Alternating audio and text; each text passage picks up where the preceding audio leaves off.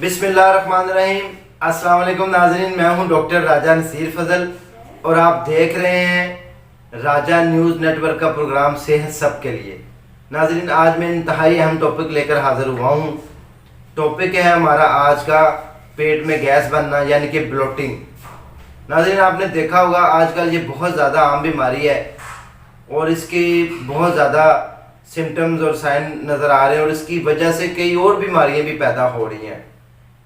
तो नाज़रीन, आज की हमारी ये गुफ्तगू का महवर रहेगा। गुफ्तगू जारी करने से पहले मेरी आपसे रिक्वेस्ट है कि अगर आप मेरे चैनल पर नए हैं और आपने मेरे चैनल को अभी तक सब्सक्राइब नहीं किया तो काइंडली इसको सब्सक्राइब कर लें, बेल आइकन को भी प्रेस कर दें ताकि आने वाली मेडिकल से रिलेटेड तमाम वीडियो आपको मिलती रहें और आप सेहतमंद होते रहें। तो नाज़रीन, चलते हैं ब्लोटिंग की जानिब, अपने टॉपिक की जानिब कि ब्लोटिंग क्या होती है। नाज़रीन, बेसिकली ब्लोटिंग होती ये है कि जो भी हम खाना खाते हैं पीते हैं वो हमारे डाइजेस्टिव सिस्टम का जब हिस्सा बनता है तो मुख्तलिफ वजूहात से वो इन्वर्टेड टू द गैस हो जाता है। जैसे हम खाना खाते हैं, खाना हम क्यों खाते हैं, एनर्जी वो हमारे लिए ज़रूरी क्यों है, उसके ऊपर थोड़ा सा रोशनी डालते चलें।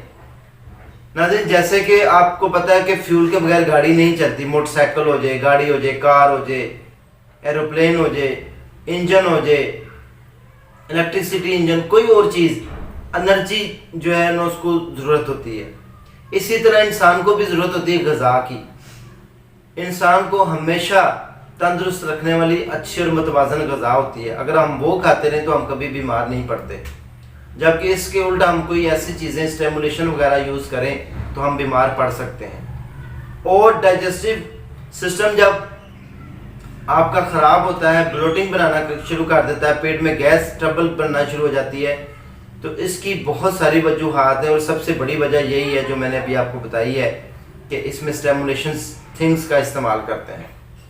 ब्लोटिंग बनने की वजूहात क्या क्या हो सकती हैं, सबसे पहले जो है ना हम इसके ऊपर नज़र डालते हैं। अंदरूनी वजूहात पे हम अगर नज़र मारें जो हमारे अंदरूनी हो सकती हैं, उनमें सबसे पहली वजह होता है अल्सरेटिव कोलाइटिस। अल्सरेटिव कोलाइटिस जो होता है, जो हमारी बड़ी आंत है उसमें सोजश और ज़ख़म बन जाता है। अल्सरेटिव कोलाइटिस एक अलग बीमारी भी है, उसके मुतालिक हम बाद में वीडियो बनाएंगे। उसकी वजह से ब्लोटिंग हो जाती है, नंबर 1। नंबर 2 नाज़रीन, IBS irritable bowel syndrome. IBS irritable bowel syndrome जो है, इसकी डिस्टर्बेंस की वजह से भी हमारी ब्लोटिंग बहुत ज़्यादा हो जाती है और ये बेन काज है इसकी तो अंदरूनी। जबकि नाज़रीन, अगर हम बैरूनी काजेज़ को देखें कि जैसे मिसाल के तौर के ऊपर हम बेटाइम खाना खाएं, सबसे बड़ी वजह कोई टाइम नहीं, जब दिल किया बैठे और खाना खा लिया, मेहमान आए उनके साथ भी, घर में भी कुछ बना हुआ, ऑफिस में गए तो वहाँ पे भी, दोस्त अहबा, ये एहतियात करनी चाहिए, नंबर 1। नंबर 2, ज़्यादातर बैठकर कामकाज करना, ज़्यादातर बैठे रहना।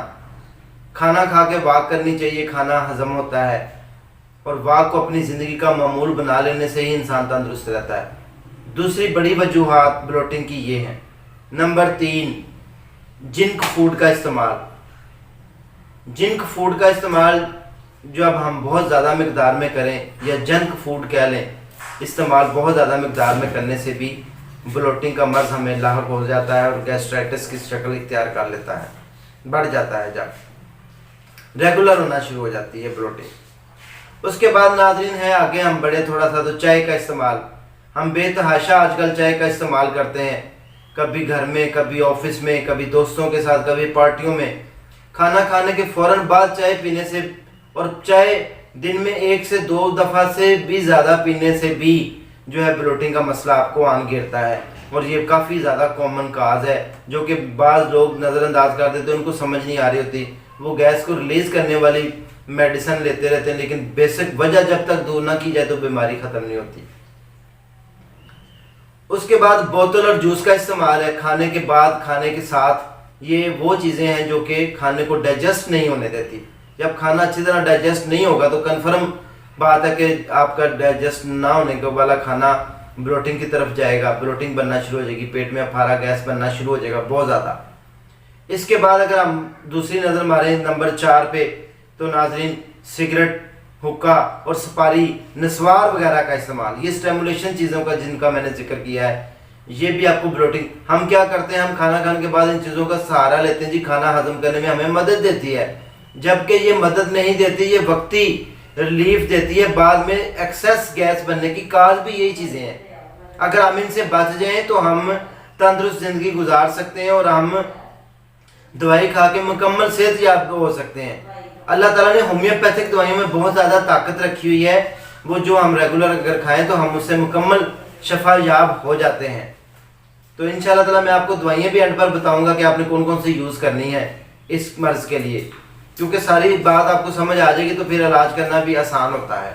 اس کے بعد ناظرین شراب کا استعمال، جب ہم شراب کا استعمال، الکوہل کا استعمال کثرت سے کریں تو یہ بھی بلوٹنگ کی ایک بڑی وجہ بن جاتا ہے، اور بلوٹنگ میں اس کا بہت اہم رول ہے.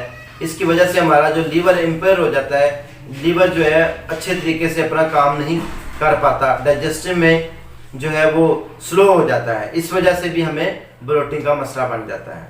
اس کے علاوہ ناظرین کچھ فوڈ ایسے ہوتے ہیں نمبر 6 پہ جو ہمیں الرجی کرتے ہیں باڈی میں، اور وہ ہمیں سوٹ نہیں کرتے اور ان کی وجہ سے گیس بنتی ہے. کچھ لوگوں کو یہ معاملہ بھی ہوتا ہے، مثال کے طور کے اوپر کچھ لوگ ہیں جی کھیرا کھانے سے ان کو بلوٹنگ ہو جاتی ہے، کچھ لوگوں کو گوبھی کھانے سے ہو جاتی ہے. آپ نے اس بات کا خاص خیال رکھنا ہے، کچھ لوگوں کو چاول کھانے سے ہو جاتی ہے.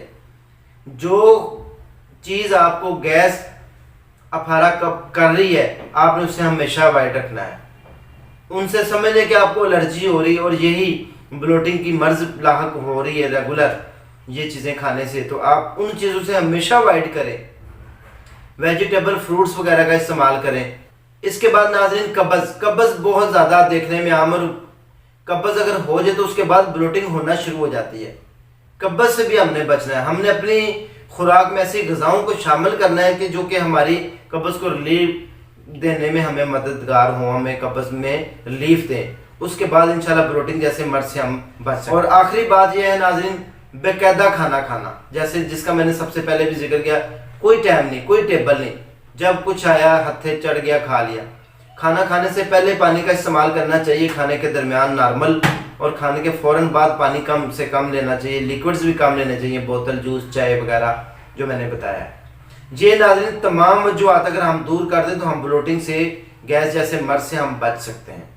اب ہم چلتے ہیں کہ ہمیں اس میں ٹیسٹ کون کون سے کروانے چاہیے اور کون سے ٹیسٹ ہمارے مددگار ہو سکتے ہیں. سب سے پہلے ناظرین ٹیسٹ ہمارا جو اس میں مددگار ہوتا ہے وہ ہے الٹرا سونوگرافی. اگر ہم الٹرا ساؤنڈ کرائیں تو اس میں خالی پیٹ الٹرا ساؤنڈ کروانی بہترین ہوتی ہے صبح کے ٹائم.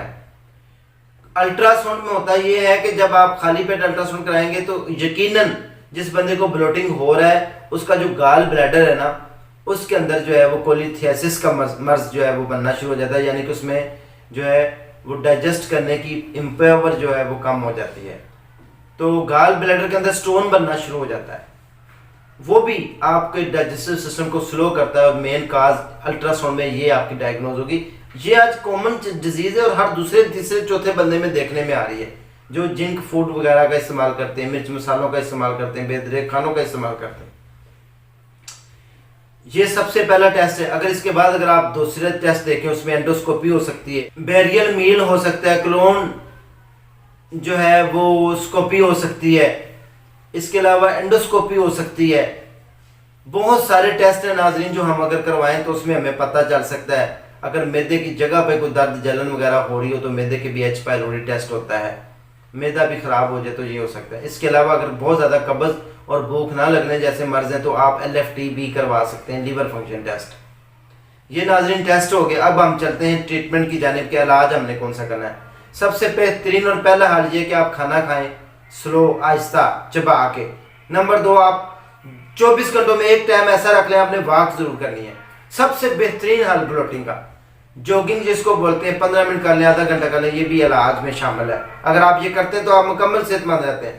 اس کے بعد ناظرین آپ دیکھیں تو سب سے پہلی دوائی ہے نقص و میکا، 30 پوٹینسی میں لینی ہے. صبح دوپہر شام 5 قطرے کھانے کے بعد 1 مہینہ ڈیڑھ آپ نے یہ دوائی نہیں چھوڑنی. انشاءاللہ تعالیٰ یہ آپ کا پہلا مسئلہ حل کر دے گی. پیٹ کے کسی بھی بڑے مرض میں نقص و میکا بہت ہی مین کردار ادا کرتی. نمبر 2، پلسا ٹیلا 30 دوائی اگر آپ لیتے ہیں दिन में 3 बार, तो ये ब्लोटिंग की बहुत बड़ी दवाई है और ये बहुत मामन होती है और गैस रिलीज करने में मेल फीमेल दोनों में यकसा मुफीद है और इसके बहुत ही ज़्यादा और शानदार रिजल्ट्स होते हैं। अगर आप इसको दूसरी दवाई के साथ यूज़ कर सकते हैं, बल्कि नक्स व मिका रात को और पल्साटिला 30 दिन में 3 बार आप इस्तेमाल करें तो बहुत ज़्यादा शानदार रिजल्ट मिलते हैं। इसके बाद नाज़रीन, अगर मैदे के मुकाम के ऊपर ब्लोटिंग हो रही है, बहुत ज़्यादा गैस बन रहा है, तो आप कार्बोवेज 200 में ये दवाई आपने लेनी है 5-5 कतरे सुबह शाम और 1 महीने तक आपने रेगुलर लेनी है। इंशाल्लाह ताला आपको इसमें भी बहुत ज़्यादा फ़ायदा होगा और ब्लोटिंग भी कम हो जाएगी और गैस बनना बिल्कुल ख़त्म हो जाएगी। ये दवाई जो है मैदे के मुकाम पे ज़्यादा अच्छा असर करती है। इसी तरह अगली दवाई है वो है लाइकोपोडियम। लाइकोपोडियम 200 में, लाइकोपोडियम 200 में सुबह शाम लेने से अगर आप लगातार इस्तेमाल करते हैं तो आपको ये भी बहुत ज़्यादा ब्लोटिंग में रिलीफ देगी और ये इंशाल्लाह ताला आपकी मुकम्मल इस बीमारी को जड़ से ख़त्म करके फेंक देगी। लिहाजा ब्लोटिंग के लिए ये भी इंतहाई ज़रूरी है कि आप जो है रेगुलर जो मैंने बातें बताई उनके ऊपर भी अमल करें और दवाइयों के मतलब अब मैंने बता दिया। अब मैं आपको एक कम्बिनेशन नाज़रीन बताने लगा हूँ। 3 दवाइयों का कम्बिनेशन आपने यूज़ करना है। इंशाल्लाह आप कोई और दवाई भी ना इस्तेमाल करें, ये तीनों दवाइयाँ मिक्स कम्बिनेशन इस्तेमाल कर लें तो आपको 100/100% रिजल्ट मिलेगा।